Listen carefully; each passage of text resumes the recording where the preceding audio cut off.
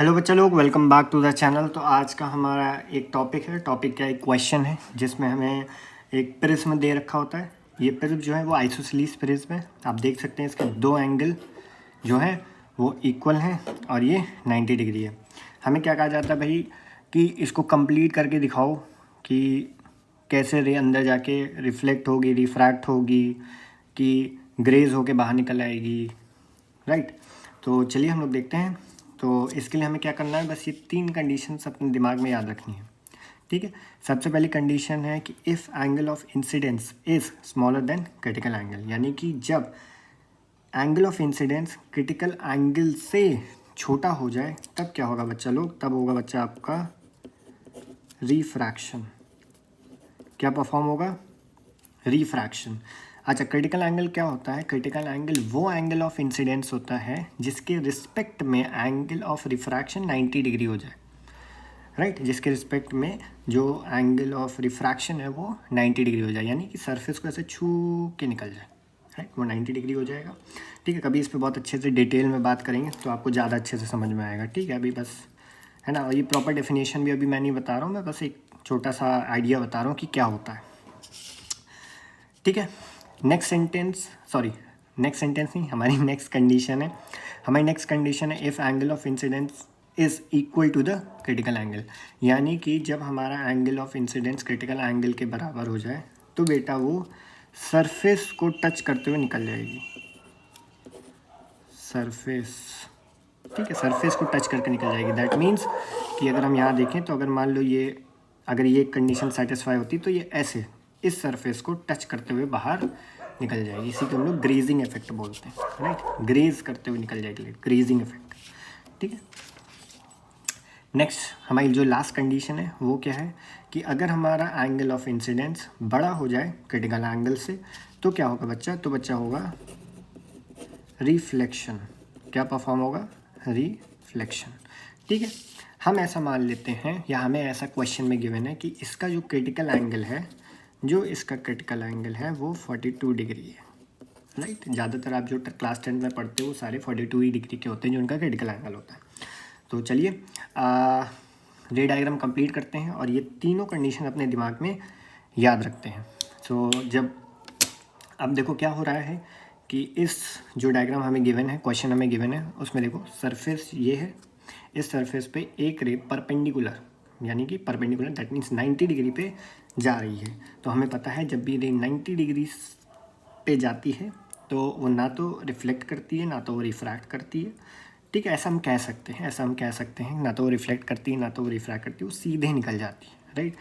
वो एकदम सीधे निकल जाएगी। तो हम लोग इसको आगे स्केच करते हैं स्ट्रेट और ये वाले सरफेस पे टच करा देते हैं, राइट। अगला वाला सरफेस यही है तो ये हमने टच करा दिया। अब हमें रूल पता है, क्या रूल है? रूल ये है कि जैसे ही सरफेस पे टच कराएगी हमें सबसे पहले क्या स्केच करना है, नॉर्मल स्केच करना है। तो चलिए सरफेस के लिए नॉर्मल स्केच कर लेते हैं, राइट। नॉर्मल स्केच कर लेते हैं, ठीक है।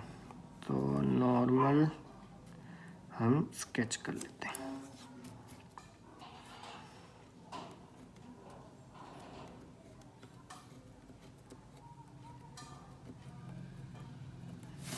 ठीक है।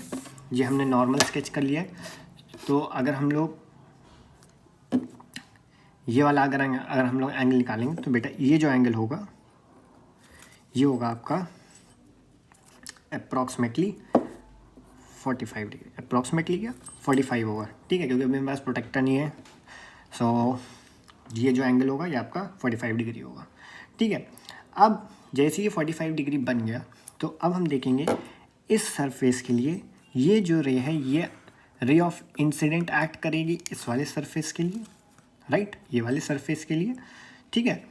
हम नेम कर लेते हैं A B C. So A B surface के लिए अब ये जो रे है जो कि इधर से आई है वो अब इंसिडेंट रे बन जाएगी ए बी के लिए। और इंसिडेंट एंगल कितना है, इंसिडेंट एंगल है, एंगल आई हमें गिवन है 45 डिग्री, ठीक है। अब हमें तीनों कंडीशंस याद रखनी, ठीक है। बेटा मेरी राइटिंग उतनी अच्छी नहीं है बट ये जो है वो लेस देन का साइन बना है, ठीक है। और ये जो है ग्रेटर देन का साइन बना है, ठीक है। चलो, तो हमें तीनों कंडीशंस याद रखनी है। तीनों कंडीशंस में जो सबसे लास्ट वाली कंडीशन है वो सेटिस्फाइड हो रही है। क्यों सेटिस्फाइड हो रही है? क्योंकि जो हमारा क्रिटिकल एंगल है वो 42 डिग्री है और angle of incident is 45 degree. तो दैट मीन्स क्या होगा? रिफ्लेक्शन होगा। क्या हो जाएगा? रिफ्लेक्शन होगा। अब रिफ्लेक्शन का जो सेकंड लॉ है वो हमसे क्या कहता है कि sine I is equals to sine R, यानी कि जितना एंगल ऑफ इंसिडेंस बना है उतना ही एंगल ऑफ रिफ्रैक्शन भी बनेगा। सॉरी, थोड़ा सा, ठीक, जितना एंगल ऑफ इंसिडेंस है उतना ही एंगल ऑफ रिफ्रैक्शन बना होगा। सॉरी, वो थोड़ा सा सेटअप डिस्टर्ब हो गया था। तो हम लोग बना लेते हैं 45 डिग्री के आसपास, राइट, सेम एंगल्स पे।